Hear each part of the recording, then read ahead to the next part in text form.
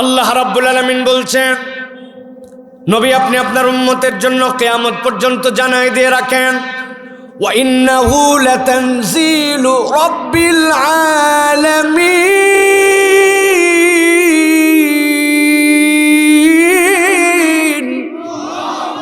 আল্লাহ বলছেন, আমি রব্বুল আলামিন আপনার প্রতি যেই কালাম দিলাম এইটা আমার পক্ষ থেকে আপনার কাছে দিলাম। আল্লাহ যখন কোনো কিছু সৃষ্টি করার ইচ্ছা পোষণ করেন, আল্লাহ কোরআনে বলেছেন, ইযা আরাদা শাইআন আন ইয়াকুলা লাহু কুন ফায়াকুন। আল্লাহ কিছু বানাইতে চাইলে শুধু আল্লাহ বলেন হও, আল্লাহর ইচ্ছা করার সাথে সাথে সেইটা হয়ে যায়। সুবহানাল্লাহ। কিন্তু একমাত্র ব্যতিক্রম কালামুল্লাহ কোরআন। কোরআন আল্লাহ হও বলে সৃষ্টি করেন নাই, বরং কোরআন হচ্ছে আমার রব আল্লাহ রাব্বুল আলামিনের নিজের উচ্চারণ, নিজের কালাম। অতএব কোনো বান্দা যদি এইটা তেলাওয়াত করে, এইটাকে গ্রহণ করে, সে আল্লাহ রাব্বুল আলামিনের সৃষ্ট কিছুকে নেয় নাই, বরং স্বয়ং আল্লাহর কথা মালাকে সে তার ঠোঁট দিয়ে উচ্চারণ করে। আল্লাহ রাব্বুল আলামিন বলছেন, নাযালা বিহির রূহুল আমিন। ও দুনিয়ার মানুষ, জেনে রাখো, আমি এমন একটা বিশ্বস্ত ফেরেশতার মাধ্যমে এটা অবতীর্ণ করলাম। তবে আমি রব্বুল আমিন ওই ফেরেশতাকে অবতীর্ণ করানোর আগেও লৌহে মাহফুজ থেকে আমি রব্বুল আমিন, আমি প্রথম আসমানে আমি রব্বুল আমিন এইটাকে অবতীর্ণ করেছি। এরপরে আমি ধারাবাহিকভাবে যখন বান্দার প্রয়োজন হয় এমন একটা ফেরেশতাকে দিয়ে অবতীর্ণ করেছি। আল্লাহর দুনিয়ায় আল্লাহ যত কিছু সৃষ্টি করেছেন, এই ফেরেশতার মতো বৃহৎ আর কোনো সৃষ্টি নাই। সুবহানাল্লাহ। নবীজি সাল্লাল্লাহু আলাইহি সাল্লাম গারে হেরার মধ্যে ঠান্ডা মাথায় ভূমিকাটা বুঝে নেন। গারে হেরার মধ্যে আল্লাহর নবী বসে আছেন। 1 বছর 2 বছর নয়, 15 বছর আল্লাহর নবী চিন্তা করেছেন 5টা বিষয় নিয়ে কেমনে পরিবর্তন করানো যায়। আল্লাহর নবী চেষ্টা করেছেন যুবক বয়স থেকে নারীদেরকে অমর্যাদা করে কেমনে তাদের মর্যাদা ফেরত দেওয়া যায়, এতিমদের সম্পদ খেয়ে ফেলে কেমনে এতিমের সম্পদগুলাকে আবার ফেরত দেওয়া যায়, ডাকাতি তাদের পেশা বানায় ফেলছে, এই ডাকাতি স্বভাবকে কেমনে দূর করা যায়। 4 নম্বর, জোর যার মুল্লুক তার, ইচ্ছা মতো তারা জোর খাটায়া তারা অন্যায় করে কেমনে ফিরানো যায়। আর ছোট্ট খাট্ট বিষয় নিয়ে তারা যুদ্ধ করতে শুরু করত। এমন যুদ্ধ, ছোট্ট আইটেম নিয়ে যেইটা 100 বছর পার হয়ে যায়। যুদ্ধবাজ একটা ঘটনা নিয়ে 1000 মানুষের প্রাণ নিয়ে নেয়। আল্লাহ নবী ভাবছেন 1 বছর 2 বছর নয়, 25 থেকে 40 বছর পর্যন্ত, কিন্তু আল্লাহ নবী প্রপার কোনো সমাধান বের করতে পারেন নাই। আল্লাহ বলছেন, ও আমার হাবিব, আপনাকে আমি রব্বুল আলামিনের পক্ষ থেকে সমাধান দিলাম। নবীজি সাল্লাল্লাহু আলাইহি ওয়াসাল্লামের কাছে জিবরাইল আমিন আসলেন। আসার পর আল্লাহ রাব্বুল আলামিন তার প্রতি ওহী দিলেন। ওই জিবরাইল আমিন তাকে স্বআকৃতিতে আল্লাহ নবী 2 বার দেখেছেন। একবার আল্লাহ নবী গারে হেরা থেকে আল্লাহ নবী তাকে দেখতে চাইলেন। জিবরাইল আমিন আরাফাতের ময়দানের দিকে গেলেন। যাওয়ার পরে যখন তিনি নিজেকে প্রকাশ করে দিতে শুরু করলেন, আল্লাহ নবী বললেন, পুরাটা খোলা লাগে নাই, তার যতগুলা পাখা আছে তার কেবল 1টা 2টা ডানা খোলা মাত্র। পূর্ব আকাশের সূর্য তার পাখার নিচে আড়াল হয়ে গেছে। সুবহানাল্লাহ। আল্লাহ বলছেন, তোমাদের কাছে যেই কিতাবে 114টা সূরা তুমি তোমার বাড়ির মধ্যে নিয়ে রেখে দিয়েছো, এটা যেমন তেমন কিতাব নয়। নাযালা বিহির রূহুল আমিন। আল্লাহ এরকম বিশ্বস্ত ফেরেশতাকে দিয়েছেন। এরপরে আল্লাহ সবচেয়ে বিস্ময়কর কথাটা আপনার আমার হাবিবের ব্যাপারে বলছেন। আল্লাহ রাব্বুল আলামিন বলছেন, আলা কলবিকা লিতাকুনা মিনাল মুযিরিন বিলিসানিন আরাবিয়্যিম মুবিন।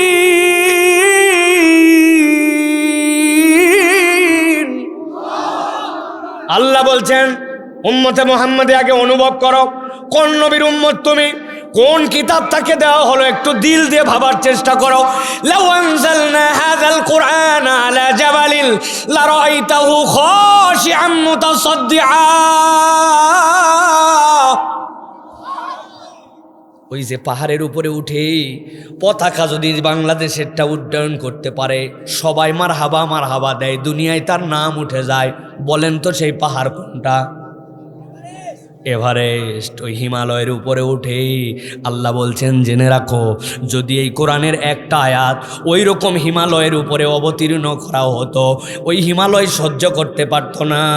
আল্লাহ বলছেন কাঁপতে কাঁপতে আল্লাহর ভয়ে ওই হিমালয় ধ্বংস হয়ে যেত। আল্লাহু আকবার। আল্লাহর দুনিয়াতে এত বড় সাগর আছে, আল্লাহর দুনিয়াতে এত বড় মরুভূমি আছে, আল্লাহর দুনিয়াতে এত বড় বড় বন আছে, আল্লাহ কোনোটার কথা বললেন না। আল্লাহ বললেন লাউ আনজালনা হাযাল কুরআন আলা জাবালিল লারাআইতাহু খাশিআম মুতাসাদ্দিআম মিন খাশিয়াতিল্লাহ। কেন পাহাড়ের কথা বললেন? আল্লাহ কোরআনে নিজেই ব্যাখ্যা করছেন, ওয়াল জিবালা আওতাদা। বান্দা তুমি পেরেক দেখছো, এই যে বাঁশের উপরে কাপড় পেঁচাই দিছে, পেরেক দিয়ে পুঁতে পুঁতে আটকায় রাখছে, উপর দিকে একটু মাথা আছে কিন্তু ভেতর দিকেও ঢুকানো আছে।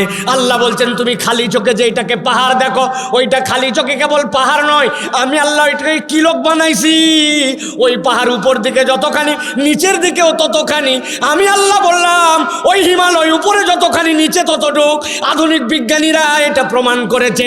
ওই রকম পাহাড়ের উপরে যদি কোরআনের একটা আয়াত আসতো, সহ্য করতে পারতো না, কাঁপতে কাঁপতে ধ্বংস হয়ে যেত। আল্লাহু আকবার।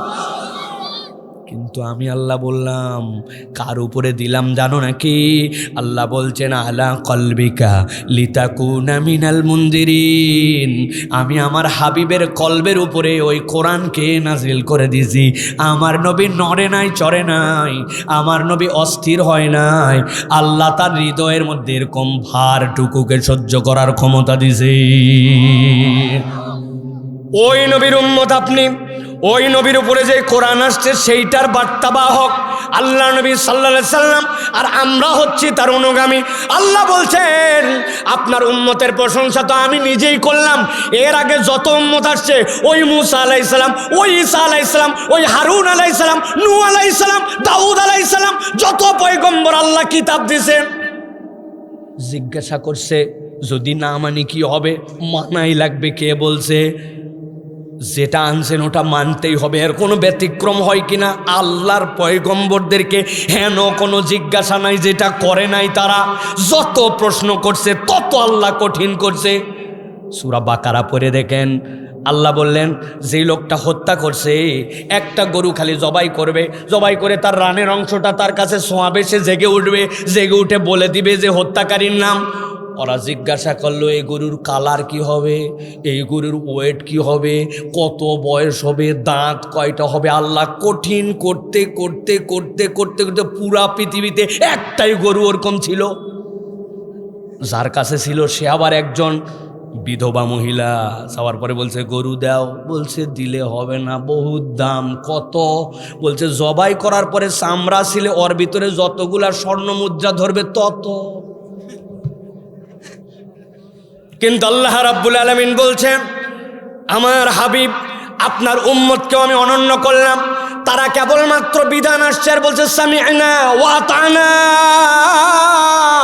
গুফরানাকা রাব্বানা। আল্লাহ বলছেন তারা বলছে কিচ্ছু শুনতে চাই না। আমার নবীর কাছে বিধান আসছে, শুনছি আর মানছি। আল্লাহ বলছেন তাদেরকে মাফ করে দিলাম। সুবহানাল্লাহ। নবীজি সাল্লাল্লাহু আলাইহি সাল্লাম খানায় কাবার চত্বরে জিবরাইল আমিন আসলেন, সিনা সাক করলেন, আল্লাহ নবীকে বললেন চলেন আপনার জন্য মেরাজের সফর। ওই যে বোরাক বাঁধা আছে, যানবাহনে উঠবেন, টাইম জোনের হিসাবের মধ্যে থাকবে না, টাইমের বাইরে আল্লাহ আপনাকে নিয়ে চলে যাবেন। এক টানে নিয়ে চলে গেছেন বাইতুল মুকাদ্দাস। ভালো করে খেয়াল করেন, ভূমিকাটা বোঝেন। বাইতুল মুকাদ্দাস থেকে সকল পয়গম্বরকে নিয়ে এসে ইমামতি করাইছেন। ইমামতি করানোর পরে আল্লাহ জিবরাইল আমিনকে সাথে নিয়ে চলে গেছেন কাবা কাউসাইনে আও আদনা। তীর আর ধনুকের মধ্যে যা পার্থক্য, এর থেকেও নিকটে জিবরাইল আর নবী 7 আসমান ভেদ করে চলে গেছেন। আমার ঘটনা শোনানোর উদ্দেশ্য নয়, কেবল বোঝেন, ঘটনাটা বোঝেন। আল্লাহ নবী মেরাজ করে চলে আসলেন। পরের দিন খানায় কাবার চত্বরে সকালবেলা সব কাফের মুশরিকরা ডাক দিছে, শোনো শোনো, গত রাত্রে আমার রব আমাকে মেরাজ করাইছেন, কোথায় গেছিলে? বলে আমি মক্কা থেকে বাইতুল মুকাদ্দাস থেকে আল্লাহ প্রথম আসমান দ্বিতীয় আসমান বলতে হাত ধরে থামাইছে, থামো। মক্কাতে কোথায় গেছিলে? বাইতুল মুকাদ্দাস। আবার ঘুরে আসছো? হ্যাঁ, রাত্রির মধ্যেই। সাথে সাথেই আবু জেহেল ডাক দিছে, পরেরটা পরে শোনা যাবে। এই পর্যন্ত কথা ঠিক থাকবে তো?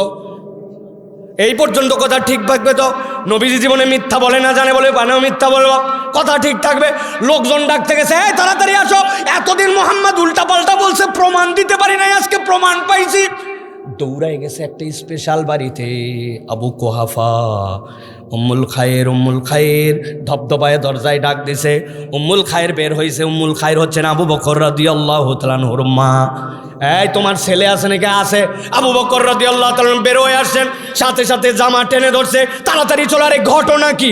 বলে এমন ঘটনা আর আগেও ঘটেনি, পরেও ঘটবে না, আর চান্স থাকে কিনা, চলো। ডাইরেক্ট নিয়ে আসতে আসতে বলছে, তোমার দোস্ত উল্টাপাল্টা তো বলে কিন্তু প্রমাণ পাই নাই। আজকে সে নাকি বলছে গত রাত্রে কাবা শরীফ থেকে বাইতুল মুকাদ্দাস, সেখান থেকে না আরো কোথায় গেছে, যাওয়া লাগবে না, এই পর্যন্ত যাই আবার ঘুরে আসছে। নবীজির সামনে হাজির মোহাম্মদ। লোকজন জড়ো হয়ে গেছে। বলো তুমি যেইটা বলছিল, কথা কিন্তু ঘুরানো যাবে না।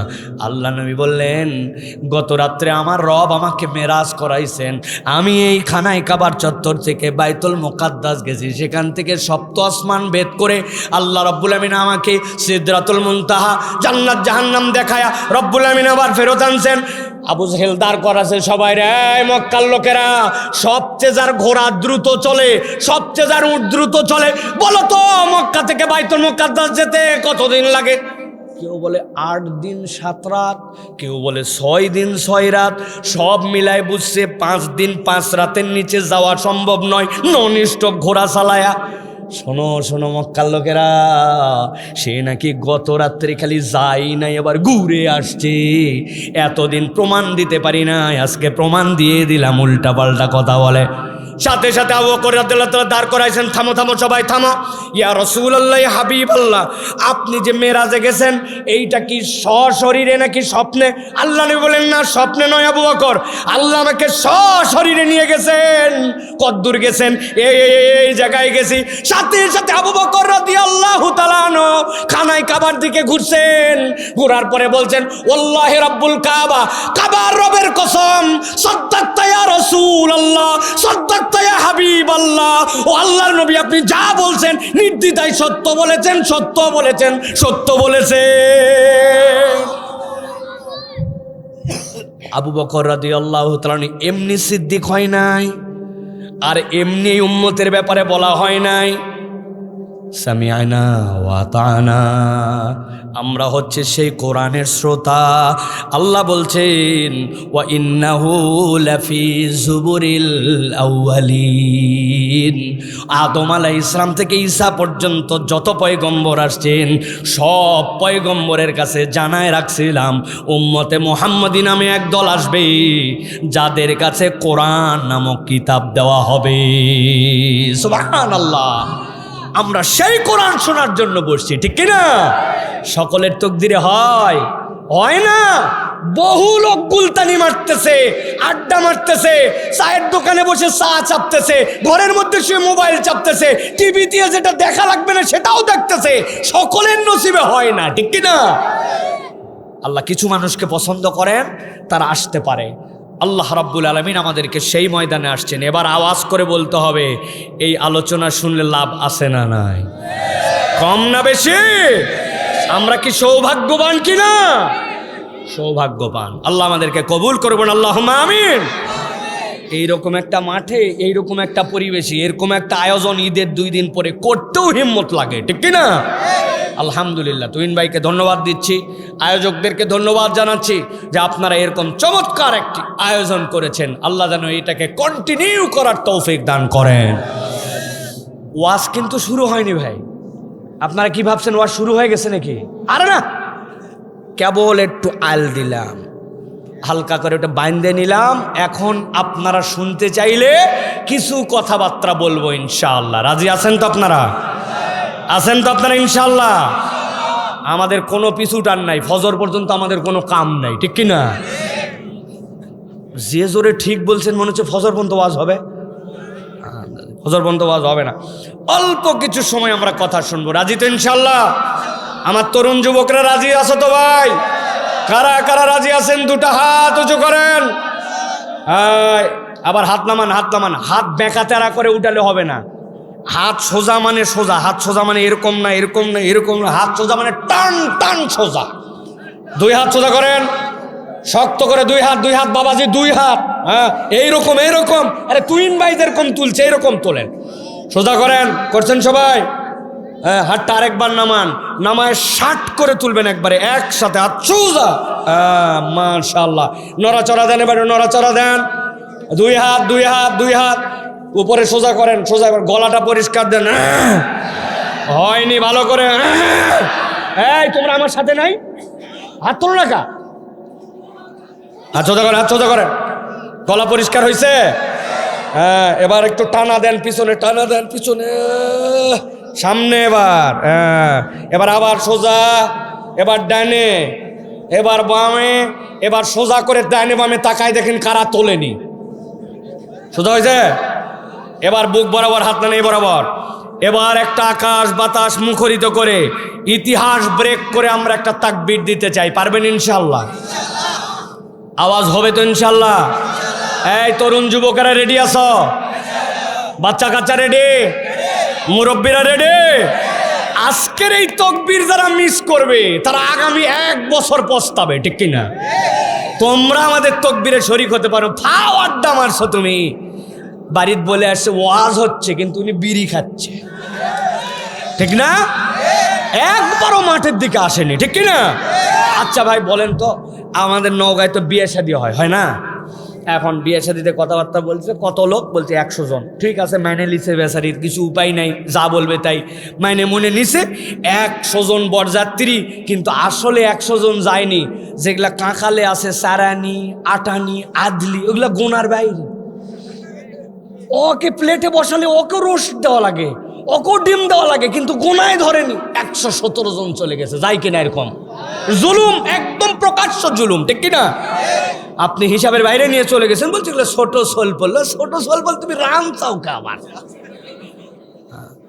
অদেখ নিয়ে গেছে 100 জন, সবাই মোটামুটি বসে গেছে। এখন মেয়েদের বাড়ির লোকজন একটু ওঁস খোঁস করতেছে, কি রে বর কই, আর গাড়ি আসেনি নাকি? এরা খাবার টাওয়ার মোটামুটি অ্যারেঞ্জ করতে করতে 1-2 জন ওঁস করতে করতে জিজ্ঞাসা করছে, কিরে বাবা সবাই আসলেন, বসে গেলেন, নাস্তা শেষ, এখন খাবার দেবো, বর কই? বলতেছে ওর একটু শরীরটা খারাপ করছে, আসেনি। জ্বর জ্বর জ্বর জ্বর বলে যদি বরযাত্রীর সাথে বর না যায়, তাহলে ওই বরযাত্রী আক্কেল আলা না ব্যাক্কেল? অদেখ ভাত দিবে না মুংরাবে? ব্যাকল কোথাকার। তোমাদের জ্বর আসছে বলে জামাই আসি, তোমরা খাইতে আসছো কি জন্য, ঠিক কিনা? এত বড় পাগল দেশে নাই আসলে, ঠিক কিনা? আমার কথা ভাই, মেলা হলো, অনুষ্ঠান হলো, আত্মীয় বাড়িতে আপনি বেড়াতে আসলেন, সবগুলার ওসিলা হচ্ছে এই মাহফিল।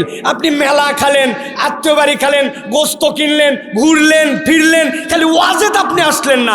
আপনার থেকে ব্যাকল মার্কা মুসলমান একটাও নাই, ঠিক কিনা? আপনি যত আক্কলওয়ালা দেখান, এই আয়োজন হয়েছে আজকে ওয়াজের জন্য, আপনি সব করছেন, খালি ওয়াজে আসেনি। এটা আক্কেল না ব্যাক্কেল? আজকে যেগুলো আসেনি ওদের ব্যাক্কেল বলে আমরা কালকের থেকে চিনার চেষ্টা করছি। এখনো সুযোগ আছে, আর 2 মিনিট পর দরজা বন্ধ করে দেবো, আর কাউকে ঢুকাতে হবে। আমরা যে কয়জন আছে এই কয়জন আমরা ওয়াজ শুনবো ইনশাল্লাহ, ঠিক আছে না? ও বাহিরে ওরা মনে করতেছে লোক নাই, ভিতরে যে জায়গা নাই, ঠিক কিনা? বুকের হাত নামাই ফেলছেন নাকি? এই তো অবস্থা খারাপ, বুক বরাবর ধরেন। এবার একটা তাকবীর দিতে হবে ইনশাল্লাহ। পারবেন ইনশাল্লাহ? আমি যখন বলবো লিল্লাহে তাকবীর, তখন আসমানের দিকে হাত ছুড়ে দিয়ে বলবেন আল্লাহু আকবার। রেডি সবাই? রেডি? দেখে একটা তাকবীর দেন। লিল্লাহে তাকবীর, লিল্লাহে তাকবীর। আল কোরআনের আলো, আল হাদিসের আলো,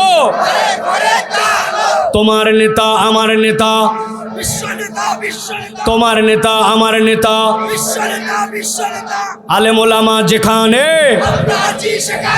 গান বাজনা যেখানে, মদ গাঁজা যেখানে, হারাম অন্যায় যেখানে, ইফটিজিং যেখানে, লিল্লাহে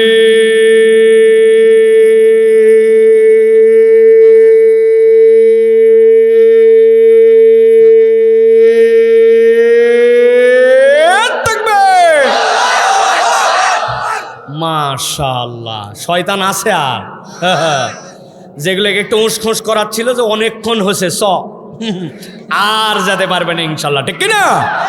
তাহলে আমরা কোরআনুল কারীম থেকে অল্প কিছু কথা শুনতে চাই। রাজি আছি তো ইনশাল্লাহ? ইনশাল্লাহ চলেন আমরা ডানে বামে না দৌড়াইয়া একদম মূল আলোচনার মধ্যে আমরা প্রবেশ করি। আমার সাথে বিতাড়িত শয়তান থেকে আশ্রয় প্রার্থনা করে সমস্বরে সকলে আমার সাথে কোরআনের মধ্যে ঢোকেন।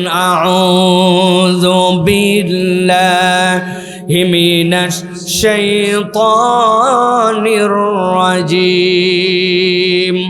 বিসমিল্লাহির রাহমানির রাহিম।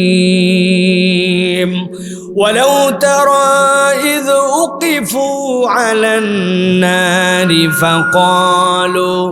فقالوا يا ليتنا نرد ولا نكذب بآيات ربنا ونكون من المؤمنين। সাদাকাল্লাহুল আযীম। খুব সংক্ষিপ্ত আলোচনা, ছোট্ট দুইটা প্রশ্ন আপনাদের কাছে করতে চাই। একটা হচ্ছে এই দুনিয়ার যে জীবনে আমরা আছি, এই দুনিয়ার জীবনে কি একমাত্র জীবন নাকি এরপরে আরো জীবন আছে? খুব বুঝে করে, এই জীবনে কি শেষ জীবন আর জীবন আছে? ওই জীবনে আল্লাহ রাব্বুল আলামিনের সামনে দাঁড়ায়া আমাদেরকে হিসাব এবং বিচারের মুখোমুখি হতে হবে, এই বিশ্বাস কি আমরা করি? আলহামদুলিল্লাহ, তাহলে আমরা মুমিন। এই দুইটা প্রশ্নের আলোকে আজকে আমরা সংক্ষিপ্ত সময়ে যে বিষয়ে কথা শুনবো, পরকালে তো আল্লাহর সামনে মানুষ উঠবেই, কিন্তু সব মানুষ একভাবে আল্লাহর সামনে উঠবে না। আল্লাহর সামনে ওই দিন কতকগুলা মানুষ বিভিন্ন আফসোস নিয়ে উঠবে। এর মধ্যে 3 শ্রেণীর আফসোস হবে ভয়ঙ্কর। আল্লাহ এত দয়াবান, কিয়ামত হয় নাই, বিচার ফাইসালা হয় নাই, কারা ওই দলে ঢুকে যাবে তাদেরকেও আমরা চিনি না, কিন্তু আল্লাহ কোরআনে প্রশ্ন ফাঁস করে দিয়েছেন একটা বান্দাও যেন ওই দিন আফসোসে আটকায় না যায়। এই জন্য আল্লাহ রাব্বুল আলামিন অগ্রিম সতর্ক করছেন যে কি কারণে তারা আফসোস করবে, এটা বান্দা যেন জেনে প্রস্তুতি নিয়ে আসতে পারে। আজকে তাহলে আমরা সংক্ষিপ্ত সময়ে শুনব পরকালে 3 ধরনের আফসোসকারী ব্যক্তিদের বর্ণনা। কয় ধরন? একসাথে বলতে হবে, কয় ধরন?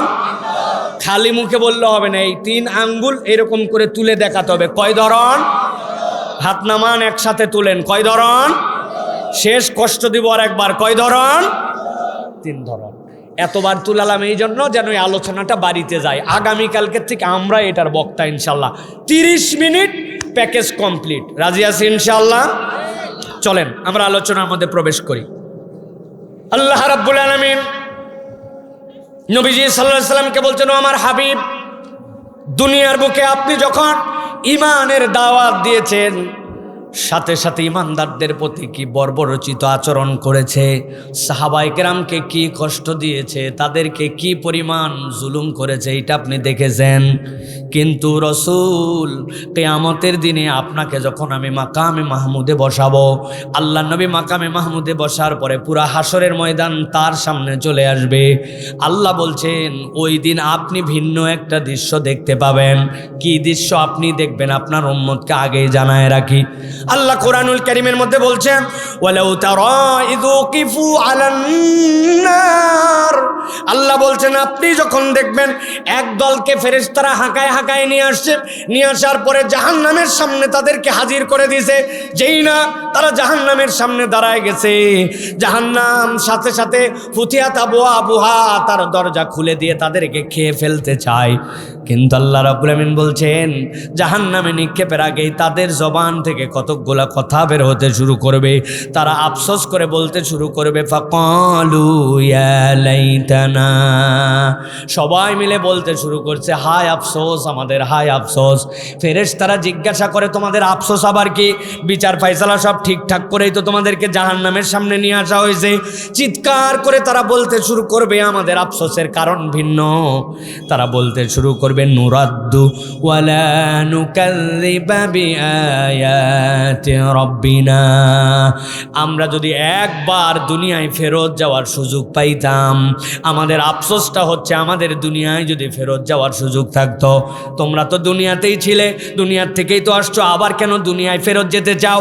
সাথে সাথে তারা বলবে, দুনিয়াতে দুইটা কাজ আমরা ঠিকঠাক মতো করে আসি নাই, এই জন্য আবার দুনিয়ায় ফেরত যেতে চাই।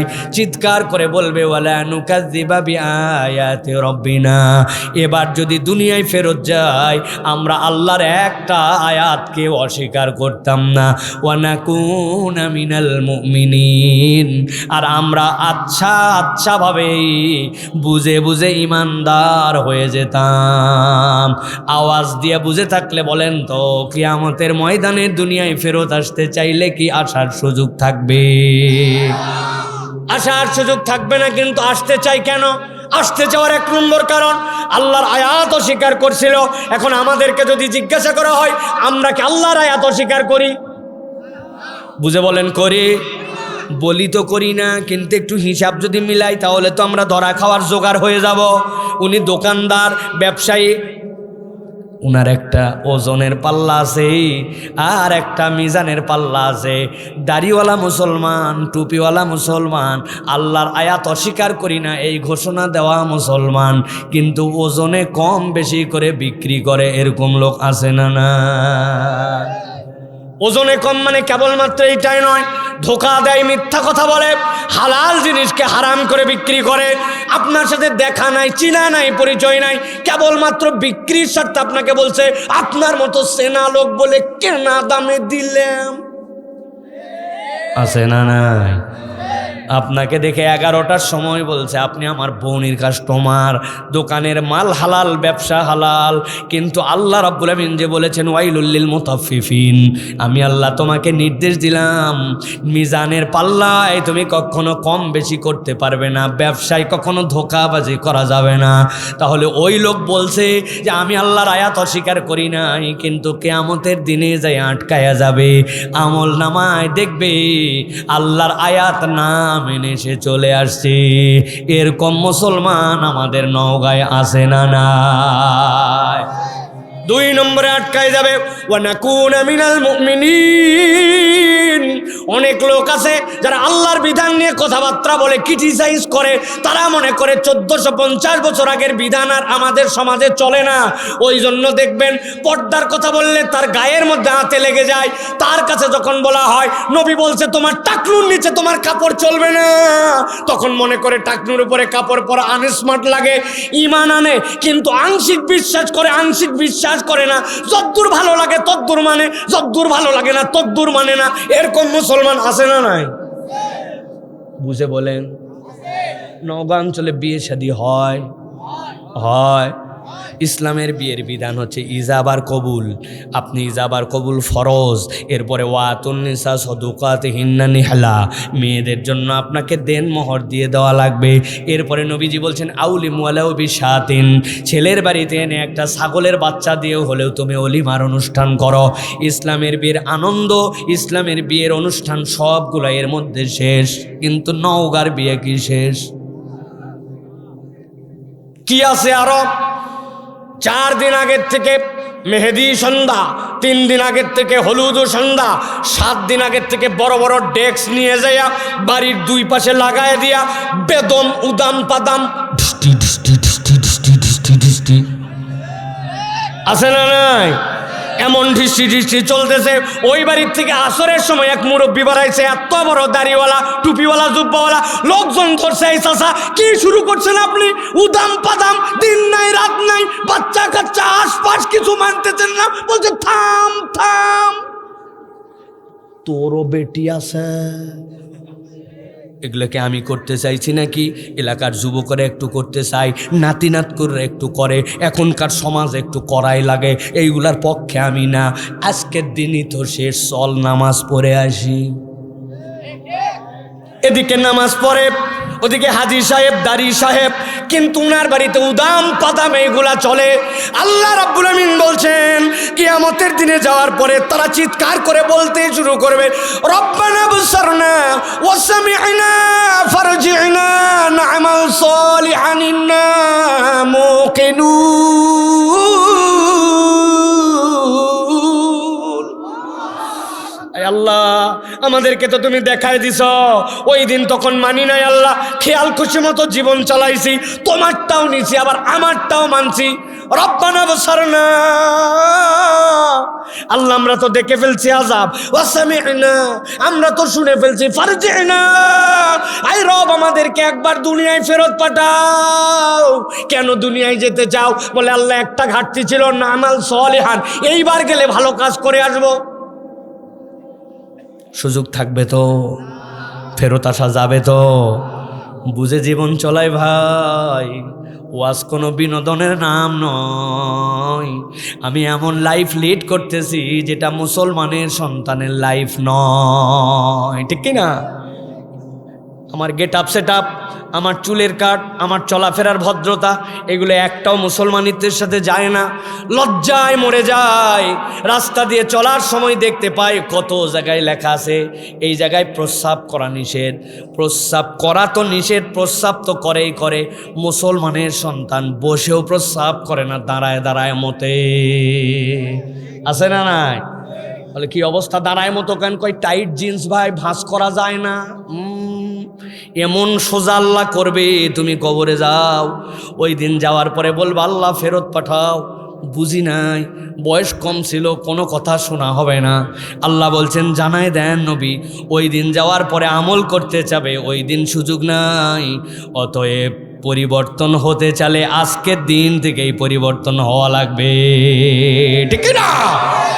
অতএব আল্লাহর কোনো আয়াত যেটা আপনি বিধান হিসেবে জেনেছেন, ওইটাকে আর অমান্য করার কোনো সুযোগ নাই। আপনাকে এটা 1 নম্বর গ্রুপ। তাহলে এই গ্রুপের অপরাধ কি গেল? এই গ্রুপের অপরাধ যে এই মানুষগুলো রব্বুল আলামিনের সামনে দাঁড়ায় দুনিয়ায় ফেরত আসতে চাইবে, আয়াত অস্বীকার করেছে, আর আমল দুনিয়াতে তার কম, সময় হয় নাই, বয়স কম, মাত্র 25 বছর, এই জন্য এখনও সে নামাজ ধরতে পারে নাই। এরকম লোক এলাকায় আছে ভাই? আছে, আছে। তবে জুম্মার দিনে যায় একদম টাইম মতো, 1:15টার সময় যায় মসজিদের সামনে অনেকক্ষণ মোবাইল ঠেলে ঠেলে ঠেলে ঠেলে কতকামাতি সালা শোনার সাথে সাথে শিশুর কাটে দৌড়, এক জুতা বাইরে আর একটা মসজিদের বারান্দা। এরকম মুসল্লি আছে? আপনি কার হুকুমে জুমা পড়লেন আর কার হুকুমে আপনি ওয়াক্ত বাদ দিলেন, ওই দিন যাওয়ার পরে হিসাব বরাবর করা লাগবে। যদি মনে করেন মুসলমানের সন্তান, পরকালকে বিশ্বাস করেন, সিদ্ধান্ত পরিবর্তন করেন, ঠিক কিনা? 1 নম্বর দল শেষ, বাকি আর সংক্ষিপ্ত 2টা গ্রুপ। আল্লাহ রাব্বুল আমিন বলছে দ্বিতীয় এক দল নবী আপনি দেখবেন আপনার সামনে হাজির হয়েছে, গভীর মনোযোগ দেন। আল্লাহ কোরআনে বলছেন ইন্না আনযারনাকুম আযাবান করিবা ইয়াওমা ইয়ানযুরুল মারউ মা কদ্দামাত ইয়াদাহু ওয়া ইয়াকুলুল কাফিরু ইয়া লাইতানি কুনতু তুরাবা। আল্লাহ বলছেন নবী আপনি দেখবেন একদল হাজির হয়ে গেছে, ইন্না আনযারনাকুম আযাবান করিবা, তাদের সামনে আযাব হাজির হয়ে গেছে। ইয়াউমা ইয়ানজুরুল মারউ মা কদ্দামাত ইয়াদা, সামনে কি পাঠায় আসছে সবগুলা কিতাবের মধ্যে ধরা পড়ছে। এই তরুণেরা ভালো করে উদাহরণ বোঝো, আটকায় যাবে কেমনে উদাহরণ বোঝো। তোমরা ইন্টারনেট ব্যবহার করো না ভাই? মোবাইলের মধ্যে হঠাৎ করে মেসেজ আসছে, যেই কোম্পানির সিম 110 টাকা, যদি 24 ঘন্টার অফার, তুমি যদি এত নাম্বারে সেন্ড করো 100 জিবি ইন্টারনেট দিবে তোমাকে, 30 দিন মেয়াদ। অফারটা কি খারাপ না ভালো? 110 টাকায় 100 জিবি ইন্টারনেট ভালো মানে জীবনেও দিবে না। তারপরেও বোঝানোর জন্য বললাম, আপনার কাছে মোবাইলের সাথে সাথে চেক করছেন স্টার এত এত হ্যাশ, 109 টাকা 90 পয়সা, অফার হচ্ছে 110 টাকা, শর্ট কত? কথা বলতে হবে। কয় পয়সা? 10 পয়সা। এই সিম ব্যবহার করছেন বিগত 5 বছর, আগামীতেও ব্যবহার করবেন, আপনার পরিচিত নাম্বার হয়ে গেছে। চিন্তা করছেন 10 পয়সা শর্ট, আমি এই সিমও বাদ দিব না, এতদিন ধরে কম টাকা ব্যবহার করি নাই, 10 পয়সা কম তাতে কি যায় আসে। কোম্পানির সাথে আমার খাই খাতির হয়ে গেছে, আপনি সুন্দর করে সাথে সাথে অফার নেওয়ার জন্য ওই নাম্বারে সেন্ড করছেন, সাথে সাথে আপনাকে মেসেজ ফিডব্যাক দিবে 2-3 সেকেন্ডের মধ্যে, you have not sufficient balance. ওখানে কারা কথা বলতে চাই? এই ছেলেরা অনেকক্ষণ ধরে খেয়াল করতেছি, অ্যাটেনশন দিতে হবে ভাই, তোমরা আমার খুব কলিজার টুকরা ভাই। প্রতিদিন আমি আসবো না, ওই মোবাইল চালাচালি গুতাগুতি ওগুলো বহুদিন চলবে, রাখো পকেটে রাখো।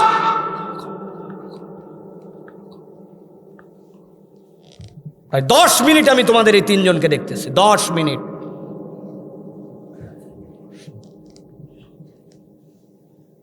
10 পয়সা মাত্র আপনার ব্যালেন্সে নাই, সাথে সাথে আপনাকে মেসেজ দিয়ে দিছে you have not sufficient balance. আরে 109 টাকা 90 পয়সা আছে, আর বলে তোমার নাকি ব্যালেন্স নাই। কত বড় ব্যাকটেল, ঠিক না? কিন্তু আপনার অফার চালু হয় না। আল্লাহ বলছে হিসাব বরাবর করো।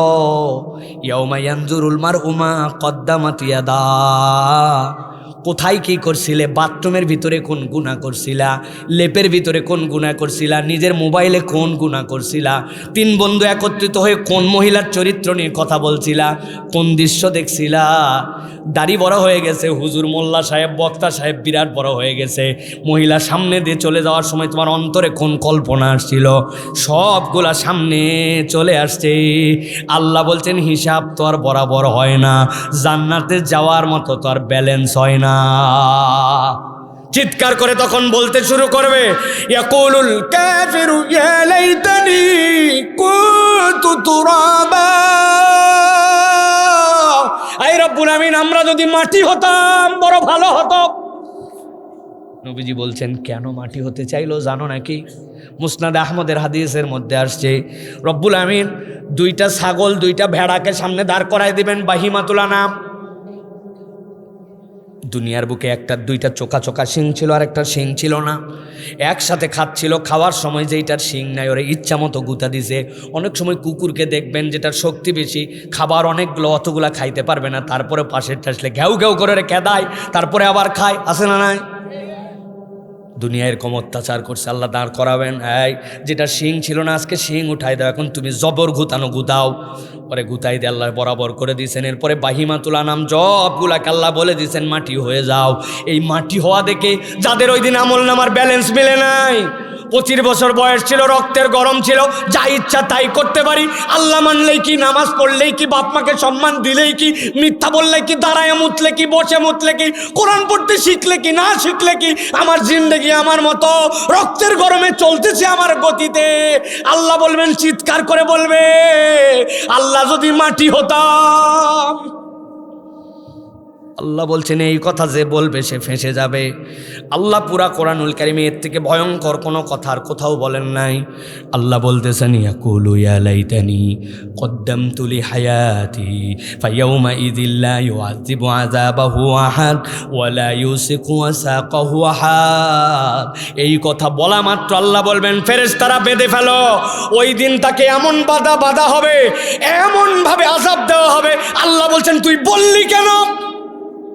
আমল নামা এরকম পাইলাম, তোরে বলা হয়েছিল না? বয়স হয়ে গেলে ফরজ তোমার নামাজ পড়া লাগবে, বয়স হয়ে গেলে তোমার আল্লাহর হুকুম মানা লাগবে, তুমি বাপ মার সাথে বেয়াদবি করতে পারবা না, তোমার জন্য আল্লাহর গাইডেন্স কি আসে নাই? আজকে এসে বলতেছো আমল নামা দেখে এই কথা হবে না। এমন বাধা হবে, এমনভাবে ধরা হবে। আমি চিন্তা করলাম আল্লাহ তো আযাব দিবেনি, কিন্তু আল্লাহ কেন বললেন এমন বাধা হবে? আল্লাহ কোরআনে নিজেই ব্যাখ্যা করেছেন, ভয়ঙ্কর আয়াত। আল্লাহ বলতেছেন ও আম্মা মান উতিয়া কিতাবাহু বিশিমালি, এক দলের আমলনামা ডান হাতে দেওয়া হবে। আমলনামা পাওয়ার মাত্র ইয়ানকালিবু ইলা আহলিহি মাসরুরা, তারা দৌড় দিবে আত্মীয় স্বজনের কাছে, দেখো দেখো আমার আল্লাহ ডান হাতে আমলনামা দিছেন। আল্লাহ ডাক দিয়ে বলবেন, এদিকে আসো, সালামুন কওলাম মির রব্বির রহিম, তোমাদের জন্য রবের পক্ষ থেকে শান্তি, তোরা জান্নাতে যাবি, আরো অফার আছে দাঁড়া। ঠিক ওই ময়দানে আরেক দলের আমলনামা বাম হাতে, এদিকে না, ডেকে এরকম করে বাম হাতে দেওয়া হবে না। আল্লাহ কোরআনে ব্যাখ্যা করছেন, ফায়াকুলু ইয়া লাইতানি লাম উতা কিতাবিয়া, আমাদেরকে যদি কিতাব দেওয়া না হতো, কারণটা কি? আল্লাহ কোরআনুল কারীমের মধ্যে বলছেন, ওই আমলনামা যখন দেওয়া হবে, একদল ফেরেশতা হাতটাকে পেছনে নিবে, নেওয়ার পরে বক্ষকে ভেদ করায় দিবে, কলিজা ভেদ করে সামনে চলে আসবে। আল্লাহ বলছেন, ওয়ারা আযাউরি জাহরিহি ফাসাউফা ইয়াদউ সুবুরা, কলিজা ভেদ করে যখন সামনে আসবে এমন কষ্ট পাবে, চিৎকার করে বলতে শুরু করবে, ইয়া লাইতানি লামুতা কিতাবিয়া ওয়া লাম আদরি মা হিসাবিয়া ইয়া লাইতাহা কানাতিল কাদিয়া। বিচারি যদি না হতো, মৃত্যুই যদি শেষ হয়ে যেত, আমাদের আমলনামা না দিয়ে ডাইরেক্ট যদি জাহান্নামে দেওয়া হতো, তাও তো আমাদের জন্য ভালো হতো। আল্লাহ বলছেন না, ওই দিন সালে ডালে মিলায়া দুনিয়ায় যেরকম চলছো, অক্সিজেন আল্লাহটা পাইছো, তুমি আল্লাহ মানলেও পাইছো, না মানলেও পাইছো, নামাজ পড়ছো, আখ লাগাইছে, মিষ্টি হয়েছে, বেনামাজিরটা টক হয়েছে, এরকম নয়। আল্লাহ রাব্বুল আলামিন নামাজির জন্য বিঘাতে 20 মণ, বেনামাজির জন্য বিঘাতে 20 মণ দিছেন, কোনো পার্থক্য করেন নাই। বেয়াদ্দপের বেয়াদ্দপ তুমি ছিলে, নামাজ কালামের পাত্তা দিতা না, আল্লাহ তোমারেও চোখ দিয়ে দেখার তৌফিক দিয়েছেন, যেইটা নামাজ পড়ছে তারেও দিয়েছেন, কিন্তু আল্লাহ বলছেন ওই দিন আর এই হিসাব থাকবে না, ওই দিন রব্বুল আমিন আলাদা করে দিবেন, দেওয়ার পরে যখন এই শাস্তি দিবেন, আল্লাহ বলবেন এই শাস্তি যে আপনাকে দেওয়া হচ্ছে এইটা এমনি এমনি নয়, বরং নওগাঁর এই ময়দানে মানুষকে কোরআন থেকে জানায় দেওয়া হচ্ছে, ওই দিবস এখনো আসে না, ঠিক কিনা? তাহলে প্রস্তুতি কি হবে? আল্লাহ কোরআনে সেটাও বলেছেন, ওয়াল তানজুরু নাফসুম মা কদ্দামাত লিগাদ, ব্যাংক ব্যালেন্স করি, আমরা সঞ্চয় করি, প্রত্যেক দিন একটু হিসাব মিলানো লাগবে, আমি পরকালের জন্য কতটুকু সঞ্চয় করতে পারলাম, ঠিক কিনা? একটু হিসাব করে পাটা ফেলতে হবে ভাই। আল্লাহ জাহান্নামে নেওয়ার জন্য আমাদেরকে সৃষ্টি করেন নাই, রব্বুল আলামিন আমাদেরকে জান্নাতেই নিতে চান, কিন্তু আমরা আল্লাহ রাব্বুল আলামিনের দিকে তাকায়া পা ফেলি না, চলছে গাড়ি ইচ্ছা মতো, মনে করছি লাইফ আমার, জীবন আমার, সারা জীবন চামড়া টান টান থাকবে, সারা জীবন এই যৌবন থাকবে, থাকবে না ভাই। বয়স ধাক্কা মারতে মারতে 40-এর দিকে আমাদের আসলো। আগে ফুটবল যখন খেলতাম, এই পারের ডি থেকে ওই পারের স্ট্রাইকার পর্যন্ত 70 মিনিট 75 মিনিটের অনূর্ধ্ব 19 ফুটবল খেলছি নওগাঁয়, ক্রিকেট খেলছি নওগাঁর, এমন কোনো মাঠ নাই আমার থেকে পেস বল খেলবে এরকম নওগাঁয় ওই সময় বলার কম ছিল টেপ টেনিসে। আর এখন বল একবার করলে হাতের ব্যথায় 3 দিন এই জায়গা ব্যথা করে, আমাদেরও যৌবন পড়তির দিকে। সুতরাং এই গরম সারা জীবন থাকবে না, ঠিক কিনা? মরে যেতেই হবে এই গরম। আল্লাহ বলছেন সুম্মা রাদাদনাহু আসফালা সাফিলিন, আল্লাহ রাব্বুল আলামিন ওইটাকে আস্তে আস্তে করে নামায় দিবেন। সুতরাং ওই দিনে যাওয়ার আগে আল্লাহ সতর্ক করছেন। আল্লাহ তো দুনিয়া নিতে মানা করেন নাই, কিন্তু বুঝে পা ফেলাও, হিসাব করে চলো। আল্লাহ বলছেন তাছাড়া ওই দিন যাওয়ার পরে ধরা খেতে হবে। তাহলে এটা 2 নম্বর গ্রুপগুলো। আর বাকি আছে কয়টা? চলেন শেষটা এবার আমরা শোনার চেষ্টা করি। আমার তরুণ যুবকদেরকে বকা দিছি, এবার তাদের জন্য ভালোবাসার কিছু কথা বলতে চাই। আল্লাহ তাদের জন্য স্পেশাল ডেডিকেট করে কোরআনুল কারীমের মধ্যে বলছেন। 3য় দল, আল্লাহ বলছেন কিয়ামতের দিন এক দল উঠছে, ওঠার পরে আল্লাহ রাব্বুল আমিন বলছেন, তারা বলতে শুরু করেছে, ইয়া ওয়াইলাতা লাইতানি লাম আত্তাখিয ফুলানান খলিলা, আয় আল্লাহ আমাদের আফসোস, আমরা যদি দুনিয়ায় থাকতে ফুলানকে বন্ধু না বানাতাম। আপনাদের এখানে ফুলান নামে কোনো বন্ধু আছে কারো? আছে? রাব্বুল আলামিন আমার ওই বন্ধু আমার এমন ক্ষতি করছে, আমি হেদায়েতের রাস্তা পেয়ে গেছিলাম, আমি ঈমান পেয়ে গেছিলাম, আমি কোরআন পেয়ে গেছিলাম, মায়ের পেটের থেকে ঈমান পেয়ে দুনিয়ায় আসছিলাম, কিন্তু আমার ওই বন্ধু আমাকে এই কোরআন থেকে, আল্লাহর হেদায়েত থেকে দূরে নিয়ে গেছে। কেমনে? দেখেন 2টা উদাহরণ দেই, আপনার এলাকার সাথে মিললে একটু আওয়াজ দিয়েন। পাক্কা নামাজি ছেলে আসরের নামাজের জন্য মসজিদে ঢুকতেছে, পেছন থেকে এসে এক মোটরসাইকেল দিয়ে হরেন দিছে। পিপ পিপ পিছনে, কিরে দোস্ত তুই কোত্থেকে? বলছে মোটরসাইকেল নতুন দেখতেছে, এটা কার? বলতেছে ইয়ামাহা এফজেডএস, আমার উমুক বড় ভাই কিনছে, আধা ঘন্টার জন্য চালানোর জন্য নিচে, পিছনে উঠ। তালতলিতে বম বম। সাথে সাথে বলছে দোস্ত আর মাত্র 1 মিনিট আছে, আসরের নামাজটা পড়েই উঠবো তোর সাথে।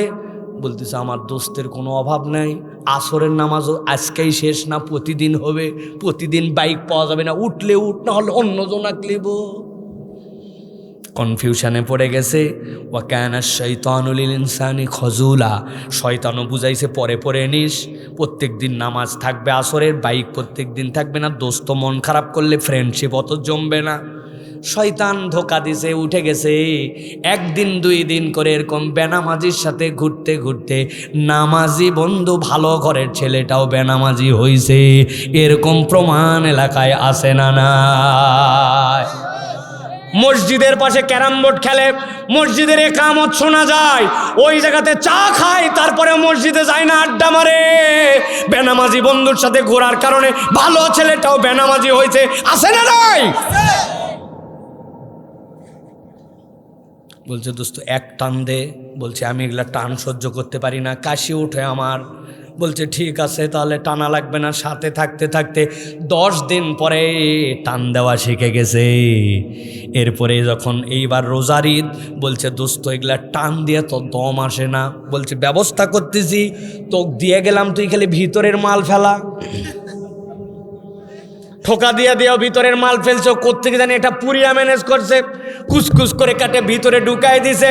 দেওয়ার পরে বলছে এখন টাইনে দেখ, 1 টানেতে যেমন তেমন, 2 টানেতে রাজা। নওগাঁ অঞ্চলে উহার নাম। বাবা সবাই জানে যেই বন্ধু সিগারেটের গন্ধ সহ্য করতে পারতো না, বাজে বন্ধুর সাথে ঘুরতে ঘুরতে গাঁজাখোর হয়েছে, মাদকাসক্ত হয়েছে, প্রমাণ আছে না না? আমার আল্লাহ রাব্বুল আলামিনের কথা আমার কথা নয়।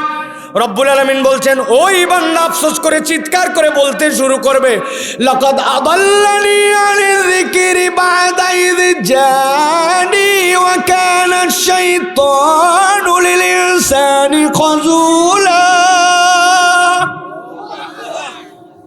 আল্লাহ বলছেন আমাকে এই ট্র্যাক থেকে নামায় দিছে, রাস্তা থেকে সরায় দিছে। কত মানুষ যে বন্ধুর খপ্পরে পড়ে ধ্বংস হয়ে গেছে, রিয়ত্তা নাই, ঠিক কিনা?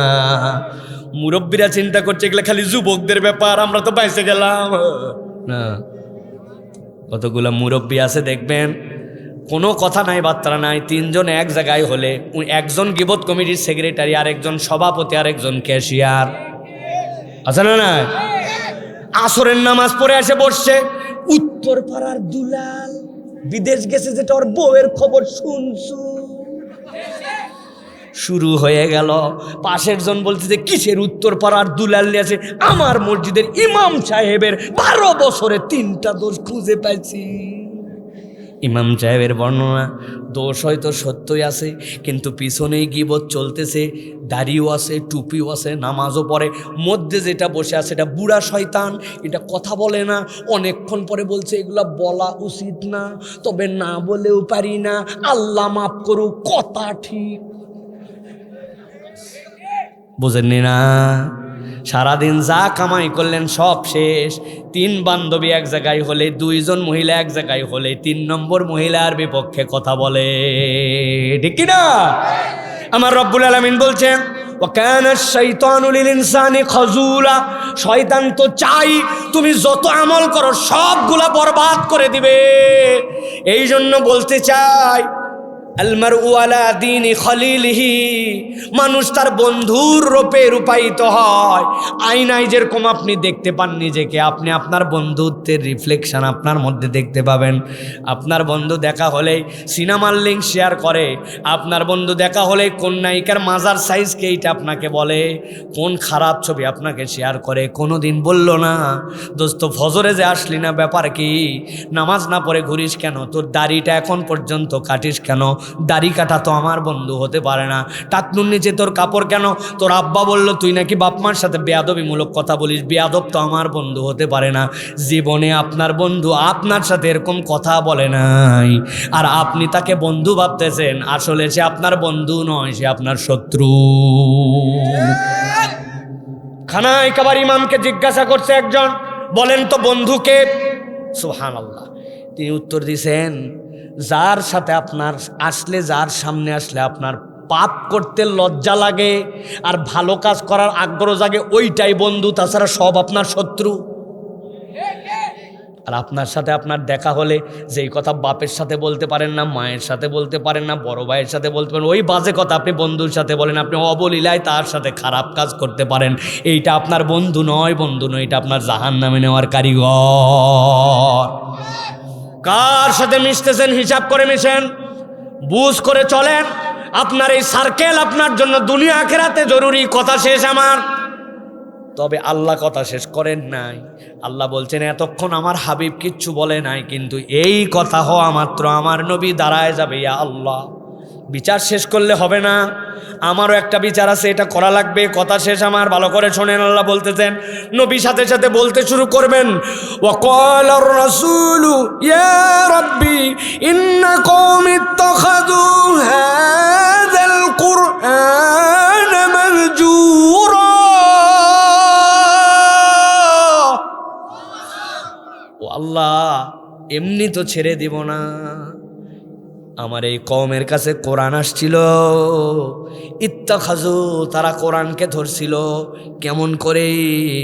মাহজুরা, খেলতামাশার মতো। বলনেওয়ালা বলে গেল, শুননেওয়ালা শুনে গেল, আমার লাইফে কোনো চেঞ্জ হলো না। আল্লাহ বলতেছেন, নবী আমাকে বিচার দিয়ে বলবেন, আল্লাহ এদের একে তো আপনি বিচার করবেন, 2 নম্বর কোরআনকে তারা যে খেলতামাশা বানাইছিল, ওয়াজ শুনছিল কিন্তু পরিবর্তন হয় নাই। ওয়াজের আগেও বেনামাজি, ওয়াজের পরেও বেনামাজি, ওয়াজের আগেও মুখে দাড়ি নাই, ওয়াজের পরেও মুখে দাড়ি নাই, ওয়াজের আগেও বেপরদা, ওয়াজের পরেও বেপরদা, ওয়াজের আগে ওজনে কম দেওয়া ফাঁকিবাজ, 2 নম্বর চিটিংবাজ, ওয়াজের পরেও চিটিংবাজ। ইত্তাখাযু হাযাল কুরআন মাহজুরা, তারা কোরআনকে মনে করছিল একটা খেলতামাশা। বিচার আমি আল্লাহর নবী দিলাম, ডবল বিচার করা লাগবে। নবী যদি আমাদের বিপক্ষে চলে যায়, বাঁচার আর উপায় থাকবে? অতএব প্রিয় ভাইয়েরা, আলোচনার সংক্ষেপ, কথা গুরুত্বপূর্ণ। আজকের থেকে পরিবর্তন হয়, 2টা লেয়ারে আপনাদের কাছে কথা বলেছি। যেমন তেমন কিতাব শুনতে আমরা আসি নাই, ঠিক কিনা? এটা এমন দামি কিতাব যেটা মানুষের ভাগ্য পরিবর্তন করে দেয়। আর 2 নম্বরে আপনাদের কাছে বলেছি, 3 শ্রেণীর মানুষ ফেঁসে যাবে। কিয়ামত থেকে দুনিয়ায় আসতে চাবে, আসা যাবে না। আমল করতে চাবে, করা যাবে না। ঈমান আনতে চাবে, ঈমান আনা যাবে না। আল্লাহর আয়াত কতকটা মেনেছে, কতকটা মানি নাই, ওই দিন সিদ্ধান্ত পরিবর্তন করা যাবে না। 2 নম্বরে হিসাব করে কিয়ামতের দিনে ব্যালেন্স পাঠাই নাই, উদাম পাদাম চলাফেরা করছে না, হিসাব করে করে ডিপোজিট করছে আল্লাহর কাছে। আর 3 নম্বর, বন্ধু নির্বাচনে যদি ভুল করেন, ওই পারে যাওয়ার পরে বিপদের শেষ থাকবে না, ঠিক না? অতএব প্রিয় ভাইয়েরা, অনেকেই বলে ভালো বন্ধু পাবো কোথায়? বাইরে ভালো বন্ধু পাওয়া লাগবে না তো, আপনি নিজে ভালো হয়ে যান, আপনার বন্ধু আপনাকে ভালো পেয়ে যাবে, ঠিক কিনা? আমি নিজে পরিবর্তন হয়ে যাই, তাহলে আমার বন্ধুটাও পরিবর্তন হয়ে যাবে। যদি তারপরে পছন্দ হয় আমার সাথে চলবে, না হলে চলবে না। ভাই দুনিয়ার সীমিত জীবন, ভাই তোমার সাথে চলে আমি জাহান্নামে যেতে রাজি নাই, ঠিক কিনা? আল্লাহ আমাদেরকে সিদ্ধান্ত পরিবর্তন করার মতো তৌফিক দান করেন। আজকের এই যে গুরুত্বপূর্ণ কথাগুলি হলো, এগুলো আমাদের প্রত্যেককে পালন করার মতো তৌফিক দান করেন। আমরা একটু দোয়া মোনাজাতের দিকে যাব ইনশাআল্লাহ প্রিয় ভাইরা। তবে তার আগে আপনাদের কাছে ছোট্ট একটা অনুরোধ দিব। কর্তৃপক্ষ আমাকে অনুরোধ দিয়েছেন, আমরা সকলেই 2 মিনিট সময় চাইছি। আপনারা এতক্ষণ বসেছিলেন, ধৈর্য নিয়ে বসবেন। আমরা একটু সকলের জন্য দোয়া করব ইনশাআল্লাহ। এই মসজিদ এবং এই প্রতিষ্ঠান যার উদ্যোগে এই মাহফিলটা হচ্ছে, তারা আমাদেরকে বলছেন ছোট্ট একটা ব্যাগ আপনাদের কাছে একটু পাঠাবেন। আল্লাহর ওয়াস্তে আপনারা তো দিয়েছেনই, আরেকবার শেষবারের মতো 10, 20, 50, 100 আমরা যতটুকু পারো একটু সহযোগিতা করব। পারবো না ইনশাআল্লাহ ভাইয়েরা? এই স্বেচ্ছাসেবকেরা উঠে যাও, যাও টুপি খোলো, টুপি খুলে ধরো, সবাই আমরা শরীক হব, কেউ মাহরুম করেন না ভাই, একটু দেন আল্লাহর ঘরে। মান বানা লিল্লাহি মাসজিদান বানাল্লাহু লাহু বাইতান ফিল জান্নাহ। আল্লাহর ঘরের জন্য 10 টাকা দেন, 20 টাকা দেন, 50 টাকা দেন, একটা সুন্দর নোট দেন, আল্লাহ রাব্বুল আলামিন ইনশাআল্লাহ দুনিয়া আখিরাতে আপনাদেরকে বাড়ায় দিবেন। কেউ মাহরুম করেন না। বাচ্চা কাচ্চার কাছে না থাকলে ওদের হাতে একটু দিয়ে দেন 50টা টাকা, ঈদের নতুন একটা টাকা দেন, একবারে ছোট নোট দিয়েন না। আল্লাহ সকলের দানগুলোকে কবুল করুক, আল্লাহ আমাদের আশা বসাকে কবুল করুক। আমি মুগ্ধ হয়েছে, আমাদের তরুণরা একজন উঠে নাই, নড়ে নাই, চড়ে নাই, তারা বসে থাকলো, কোরআনের কথা শুনলো। যারা উদ্যোগ নিলেন, আয়োজন করলেন, আল্লাহ সকলকে বারাকা দান করুক। আল্লাহ যে যে নিয়তে দিচ্ছে আপনি তাদেরকে বাড়ায় দেন, আল্লাহ কবুল করে নেন। এই মসজিদের জমি সংক্রান্ত যে ঝামেলা আছে আল্লাহ এটা দূর করে দেন। আল্লাহর ঘর হিসাবে এটা মহল্লাবাসীর জন্য নাজাতের ওসিলা হিসাবে কবুল করে নেন। আজকের এই মাহফিলের মতো কিয়ামত পর্যন্ত এই মাঠকে, এই প্রাঙ্গণকে, এলাকাকে আমরা যেন আলোকিত করতে পারি, সেই রকম মাহফিলের পরিবেশ আল্লাহ রাব্বুল আলামিন যে আমাদের অব্যাহত রাখেন, আল্লাহ সেই তৌফিক দান করেন। আল্লাহ রাব্বুল আলামিন আমাদের আশা বসাকে কবুল করেন। সকলে সূরা ফাতিহা একবার পড়েন, সূরা ইখলাস 3 বার পড়েন, আমরা দোয়া করব ইনশাআল্লাহ। সবাই আউযু বিল্লাহি মিনাশ শাইতানির রাজিম, বিসমিল্লাহ। আর কেউ কিছু বলার আছে? আল্লাহুম্মা সাল্লি আলা সাইয়্যিদিনা নাবিয়িনা শাফিনা আল্লাহুম্মা আলহামদুলিল্লাহি রাব্বিল আলামিন আর রহমানির রহিম। আলোচনা শেষ, আলোচনা শেষ। আল্লাহুম্মা সাল্লি আলা সাইয়্যিদিনা, আমরা সকলে শরীক হয়েছি ইনশাআল্লাহ। প্রিয় ভাইরা, আমার কথা দ্বারা আপনাদের তরুণদেরকে, আমি তরুণদের ভাষায় কথা বলি, যদি আপনাদেরকে ব্যথা দিতে চাই নাই, দয়া করে আল্লাহর রাস্তায় আমাকে মাফ করে দিবেন। আর আমি একটু শারীরিকভাবে অসুস্থ, হঠাৎ করে আমার কিডনিতে একটা অপারেশন হয়েছে, যে অপারেশন আগে পরে 3 দিন মিনিমাম হসপিটালে থাকতে হয়, ভিতর দিয়ে একটা স্টেন্ট পড়ানো আছে। তো সে অবস্থাতেও আপনাদের কাছে আসছি। আমি আবেগী মানুষ, কথা বলতে শুরু করলে তখন শরীরের আর খেয়াল থাকে না। আপনাদের সন্তান হিসাবে, আপনাদের ভাই হিসাবে, আপনাদের বন্ধু মানুষ হিসাবে আপনাদের কাছে দোয়া চাচ্ছি, সকলে দোয়া করবেন। আর একটি দাওয়াত আপনাদের কাছে দেই। আপনারা জানেন আমরা যখন বগুড়ার দিকে যাই, আদমদিঘি পার হওয়ার পরে মুরইল বাজার, এই মুরইল থেকে 100 গজ যাওয়ার পরে বাম দিকে একটা মসজিদ করছি আমরা, সেটা হচ্ছে বাইতুল হুদা জামে মসজিদ। সেই মসজিদে আগামী শুক্রবার এবং শনিবার 2 দিন ব্যাপী তাফসিরুল কোরআন মাহফিল। প্রথম দিন আমাদের বাংলাদেশের অন্যতম আলোচিত এমপি মুফতি আমির হামজা আসবে ইনশাআল্লাহ। এমপি হওয়ার পরে তার এটা ফার্স্ট মাহফিল আমাদের এইখানে। আপনারা নওগাঁ থেকে যদি সান্তাহার দিয়ে বগুড়ার দিকে যান, আদমদিঘির পরে মুরইল স্ট্যান্ড, মুরইল আগে ভাঙ্গা ব্রিজ বলতো, এরপরে বড় গেট করা আছে, 100 গজ বামে গেলেই মাদ্রাসাপাড়া বাইতুল হুদা জামে মসজিদে আমির হামজার মাহফিল আছে। আর দ্বিতীয় দিন শনিবারে আসবেন আরেক আলোচিত আলোচক, তিনি হচ্ছেন মুশতাক ফয়েজি। নাম শুনছেন আপনারা? ওই কিছুদিন আগে হুজুর এটা কি জানি বলছিল, মুরব্বী ওহো ওহো নাকি, মনে আছে আপনাদের? এই বিখ্যাত আলোচক মুশতাক ফয়েজি, পীর সাহেব নাগাইশ দরবার শরীফ, উনি আসবে। আব্দুল্লাহ বিন আব্দুর রাজ্জাক ভাই আসবে, ইয়াং জেনারেশনের সবচেয়ে প্রতিভাবান আলোচক। তারপরে আমাদের চরমনায়ের বিখ্যাত আলোচক আমাদের প্রিয় ভাই মুফতি রেজাউল করিম আবরার সাহেব আসবে। আরেকজন আলোচক নওগাঁর দিকে অপরিচিত, কিন্তু আপনারা সার্চ করে দেখবেন, কারি শফিউল্লাহ। কি বলছি? মুফতি কারি শফিউল্লাহ। আপনি শুধু ওয়াজ শুনতেই থাকবেন, এত ভালো লাগবে। এই আলোচকেরা আসবে আগামী শুক্র এবং শনিবার 27 মার্চ এবং 28 মার্চ। আপনাদের দাওয়াত দেওয়া থাকলো, এলাকার থেকে অনেকেই যায়, আপনারা যাওয়ার চেষ্টা করবেন ইনশাল্লাহ। রাজি তো ইনশাল্লাহ। মুরইলের পরে খালি মনে রাখবেন, আদমদিঘি পার ওই মুরইল পারে, নওগাঁতে 13 কিলোমিটার। আগামী শুক্রবার মুফতি আমির হামজা ইনশাল্লাহ। এই দাওয়াতটা পৌঁছাবেন, এটা দিয়ে গেলাম, একটু মসজিদে লাগাই দিবেন এটা ইনশাল্লাহ। আমরা সকলে ইনশাল্লাহ দোয়া করব। টাকা পয়সা যেগুলো কালেকশন হয়েছে এক জায়গায় রেখে দেন সকলে। আল্লাহুম্মা আমিন। আল্লাহুম্মা রব্বানা যালামনা আনফুসানা ওয়া ইল্লাম তাগফির লানা ওয়া তারহামনা লানাকুনান্না মিনাল খাসিরিন। আল্লাহুম্মা রব্বানা হাব লানা মিন আজওয়াজিনা ওয়া যুররিয়াতিনা কুররাতা আ'য়ুনিন ওয়াজআলনা লিল মুত্তাকিনা ইমামা। আয় রব্বুল আমিন, আজকের আয়োজনকে আপনি কবুল করে নেন আল্লাহ। আল্লাহ এই তরুণ যারা আসছে, মুরব্বী যারা আসছে, কিশোর যারা আসছে, আল্লাহ একটা আশা নিয়ে আপনার শাহী দরবারে আমরা হাত তুলেছি। আল্লাহ দয়া করে মেহেরবানি করে আপনি আমাদের গুনাহ খাতা মাফ করে দেন। আমরা স্বীকার করছি আমাদের চোখের গুনাহ হয়ে গেছে, অন্তরের গুনাহ হয়ে গেছে, পায়ের গুনাহ হয়ে গেছে, বলার গুনাহ হয়ে গেছে, দেখার গুনাহ হয়ে গেছে, শোনার গুনাহ হয়ে গেছে আল্লাহ। কিন্তু আপনি ছাড়া আমাদের কোনো রব নাই যে ক্ষমা করতে পারে। দয়া করে মেহেরবানি করে আপনি মাফ করে দেন আল্লাহ যারা আমিন আমিন বলে হাত তুলেছি, আমাদের যাদের আব্বা আম্মা কবরে, তাদেরকে মাফ করে দেন আল্লাহ। এতিম মিসকিনের মতো আজকে তারা তাকায় আছে। ছোটবেলায় আমরা যেরকম কাঁদতাম খাদ্যের জন্য, নিজের হাতে তুলে খাওয়ার তৌফিক ছিল না, ওই সময় আমার মা আমারে যদি না প্রস্তাব পরিবর্তন করে দিত, আমারে না খাওয়াইতো, আমি যেরকম মরে যেতাম। আজকে কবর থেকে তারাও এতিমের মতো তাকায় থাকে, কখন আমার সন্তান আমার জন্য দোয়া করবে।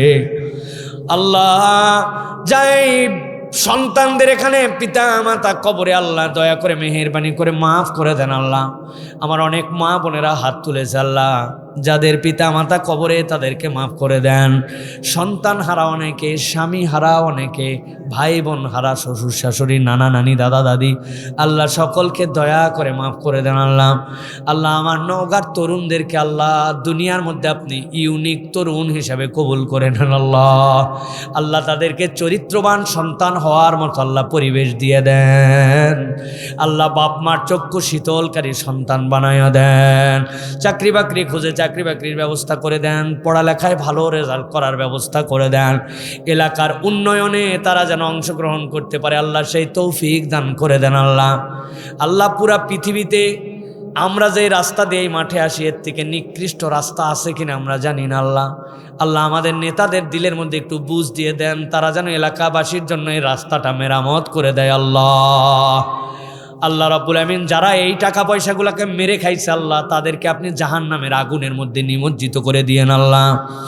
আল্লাহুম্মা আলাইকা তাওয়াক্কালনা ওয়া ইলাইকা আনাবনা ওয়া ইলাইকাল মাসির। আল্লাহ যারা যারা দান খয়রাত করেছে, দয়া করে সকলের দান আপনি কবুল করে নেন। আজকের আয়োজন বাস্তবায়ন করতে যারা মেহমানদারি করেছেন, যারা আল্লাহ উদ্যোগ নিয়েছেন, যারা আজকে টাকা পয়সা দিয়ে সহযোগিতা করেছেন, সকলকে আপনি কবুল করে নেন। আমার মুরব্বী দাড়ি পাকারা হাত তুলেছে আল্লাহ, কার জানি কি অসুখ আছে আপনি শেফা দান করেন, কার জানি মনের মধ্যে কি কামনা আছে আপনি দয়া করে কবুল করে নেন। অনেকের বাচ্চা কাচ্চা কথা শোনে না আল্লাহ, এই বাচ্চা কাচ্চার দিলের মধ্যে বুঝ দান করে দেন। তরুণরা যুবকরা আল্লাহ অনেকে বিবাহ উপযুক্ত, তাদের জন্য সুপাত্র সুপাত্রীর ব্যবস্থা করে দেন।